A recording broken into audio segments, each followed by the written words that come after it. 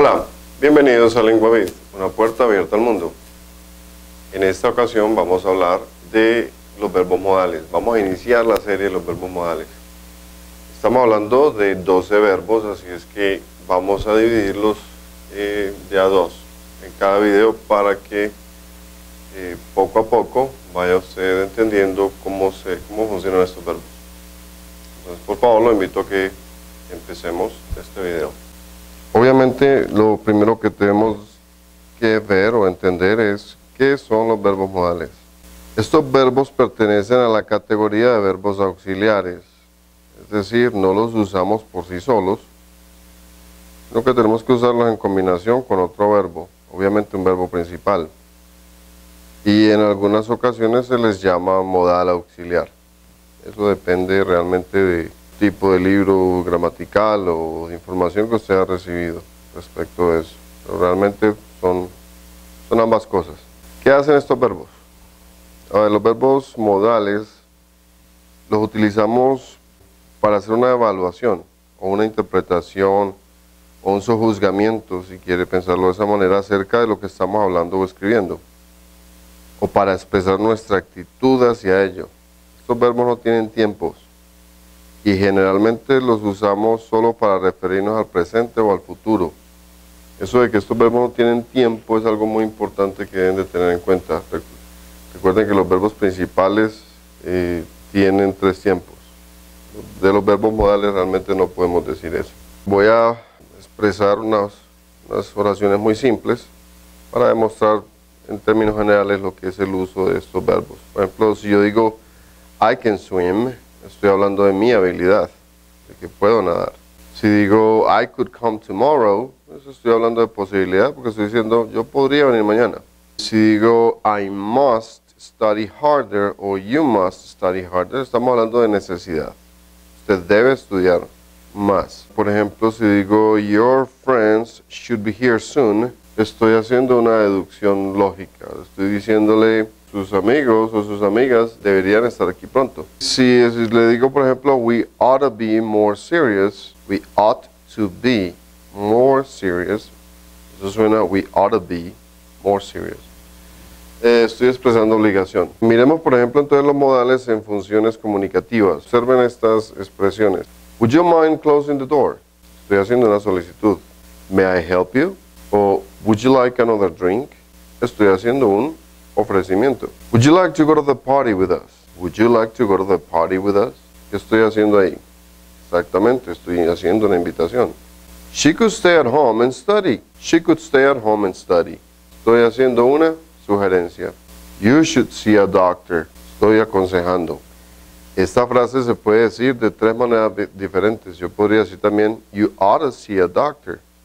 O you had better see a doctor. En el caso de esa expresión, por ejemplo, you had better see a doctor, es tanto un consejo como una recomendación, porque literalmente lo podemos traducir como es mejor que, o será mejor que veas a un doctor. Una pregunta, por ejemplo, please, can I leave now? Y me responden, no, I'm sorry, but you can't. O sea, en la pregunta estoy pidiendo cierto permiso, y en la contestación estoy otorgando ese permiso, esa autorización, o lo estoy negando, como es el ejemplo que acabamos de decir. Bueno, los verbos modales también tienen categorías. Se dividen en 2 grupos principales, conocidos como puros y semimodales. Y obviamente pues hay una diferencia entre los unos y los otros, y esa diferencia son los rasgos que los caracterizan. Entonces vamos a mirar los rasgos de los verbos modales que son puros. Entre esos verbos están can, could, may, might, must, should, will y would. También está ought to, pero vamos a hablar de ought to al final. Entonces, ¿cuáles son las características? Lo primero que usted debe tener en cuenta, o que uno debe tener en cuenta siempre con los verbos modales, es que ellos no sufren ningún tipo de inflexión. Y menos aún cuando hablamos de terceras personas. Recuerden que las terceras personas ocasionan una inflexión verbal sobre los verbos principales. Y es que, sí, así es, una S que le agregamos a los verbos principales cuando los conjugamos con terceras personas. Miren este ejemplo tan sencillo. Yo puedo decir, ella puede ir, she can go. Miren que ella, she, es una tercera persona. Si el verbo modal can fuera un verbo principal, pues obviamente diríamos she can't go, pero no es así. El verbo modal can, como verbo modal, no puede sufrir inflexión verbal. Entonces, no podemos decir she can't go. La segunda característica, y también es supremamente importante tenerlo en cuenta, es que los verbos modales son seguidos por el infinitivo puro de los verbos principales. Recuerden que el infinitivo puro es el verbo como tal, sin la preposición to. Volvemos al mismo ejemplo. She can go. No puedo decir she can to go. Como son verbos modales, su tercera característica obviamente es que los podemos contraer negativamente. Bien sea haciendo la contracción directa, o sea, escribimos el verbo, le agregamos N''T o simplemente agregamos la partícula negativa not después de ellos. She can't go o she cannot go. Lo que no podemos decir es no, she doesn't can. She doesn't can. Recuerden que do es el verbo auxiliar que le permite a los verbos principales negar. Entonces can no es un verbo auxiliar, entonces yo no puedo decir she doesn't can. Simplemente digo she can't. Con los verbos modales obviamente también podemos formular preguntas, o sea que al igual que los auxiliares los invertimos con el sujeto para formar preguntas. Can she go? Observen arriba cómo está la afirmación she can go.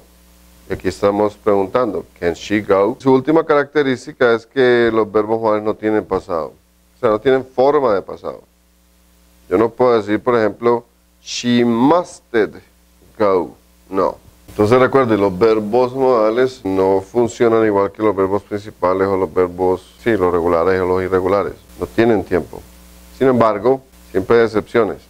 Por ejemplo, el verbo could. De hecho, es el único verbo que podemos utilizar de manera regular para referirnos al pasado. Y solamente cuando queremos expresar o mencionar habilidad en general.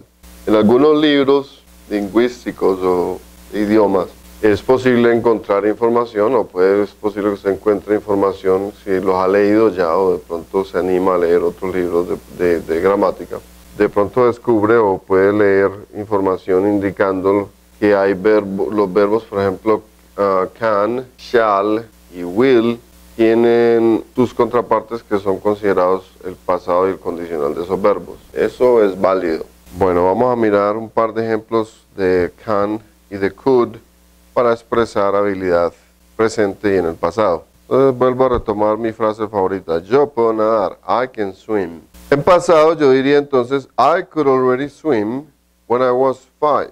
I could already swim when I was 5. Yo ya podía nadar cuando tenía 5 años. Otra afirmación en presente. I can't work today. No puedo trabajar hoy. Pero si mirara esta frase desde el punto de vista del futuro, desde mañana, o simplemente miro hacia el pasado, diría, no pude trabajar ayer. I couldn't work yesterday. Vendría siendo el pasado de esta primera expresión. I can't work today.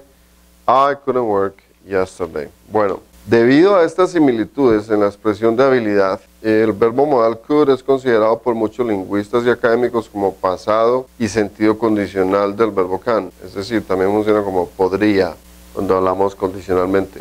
Vamos ahora entonces a mirar unas cuantas oraciones, afirmaciones, negaciones con este verbo. Recuerden que el verbo can significa poder y que lo utilizamos para expresar habilidad. También permiso. De hecho, hoy en día se ha vuelto muy común utilizar a can para pedir o expresar permiso. Miremos estas afirmaciones. Puedo tocar la trompeta. I can play the trumpet. Podemos tomar un taxi hasta el aeropuerto. We can take a taxi to the airport. María puede ser muy terca a veces. Mary can be very stubborn sometimes. Puedes sentarte aquí si quieres. You can sit here if you like. Puede tardar más de lo que pensábamos. It can take longer than we thought. Can take longer than we thought. Nadie puede entender eso. Nobody can understand that. Su decisión puede cambiarnos la vida. Your decision can change our life. Bueno, miremos ahora unas negaciones. No puedo nadar. I cannot swim. Eso no puede ser cierto. That cannot be true. Ahora vamos a hacer negaciones ya contraídas. No puedes decirme qué hacer. You can't tell me what to do. Muy importante que suene esa T de can't, porque si no, tu interlocutor puede pensar que usted le está diciendo es que sí puede en vez de decirle que no puede. A ver, un par de preguntas. ¿Pedro sabe hablar alemán? ¿Sabe Pedro hablar alemán? Can Peter speak German? ¿Me puedes ayudar con mi tarea? Can you help me with my homework? Eso es todo respecto del verbo can. Ahora saltemos de inmediato al verbo could. Bueno, entonces could expresa poca probabilidad o condicionalidad. Recuerden que significa podría, pude, ¿cierto? Si estamos pensando en el pasado. Podía también es pasado. O pudiera, de acuerdo con el contexto. Miren esta frase. I could dance if I could practice. I could dance if I could practice. Podría bailar si pudiera practicar. Ok, entonces miremos estas afirmaciones. You could be wrong. Podrías estar equivocado. Ellos podrían arreglárselas sin nosotros o pudieron arreglárselas sin nosotros. They could manage without us. Yo podría ayudar a Ana si tan solo me dejara. I could help Anna if she only let me. I could help Anna if she only let me. Este nuevo plan podría ser muy riesgoso. This new plan could be very risky. Yo podría volver y traer a Catalina conmigo. I could go back and bring Catalina with me. Vamos a hacer unas negaciones con could. Yo no podría ver muy claramente o yo no podía ver muy claramente. Recuerden que nos referimos al contexto desde el principio. O sea, esto puede traducirse de ambas maneras, en pasado o condicionalmente. I couldn't see very clearly. I couldn't see very clearly. ¿Cómo marcamos la diferencia, por ejemplo, entre si es pasado o condicional? Obviamente por el contexto. Puede ser por lo que sigue o puede ser por algo que ya he dicho antes de expresar esto. Suponga que usted le agrega a esta frase, I couldn't see very clearly, even if I wanted to, aun cuando quisiera, entonces pues la frase la está volviendo condicional.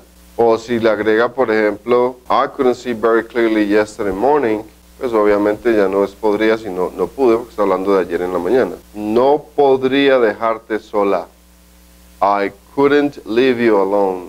I couldn't leave you alone. Un par de preguntas, nos faltaban las preguntas con could. De permiso, por ejemplo. ¿Podrías abrir la ventana? Could you open the window? Le podemos agregar el please para suavizar la cosa, ¿cierto? Could you open the window, please? Could the children eat bananas? Could the children eat bananas? ¿Los niños podrían comer bananas? O, vuelvo a lo mismo, si el contexto me sirve, me puede indicar que esa frase sería, ¿pudieron los niños comer bananos? Estamos hablando ya de una frase en pasado. Bueno, entonces con esto cerramos la parte del verbo can y el verbo could. En los próximos videos estaremos entonces viendo el resto de los verbos modales. No se los pierda. Y recuerde, LinguaVid es una puerta abierta al mundo.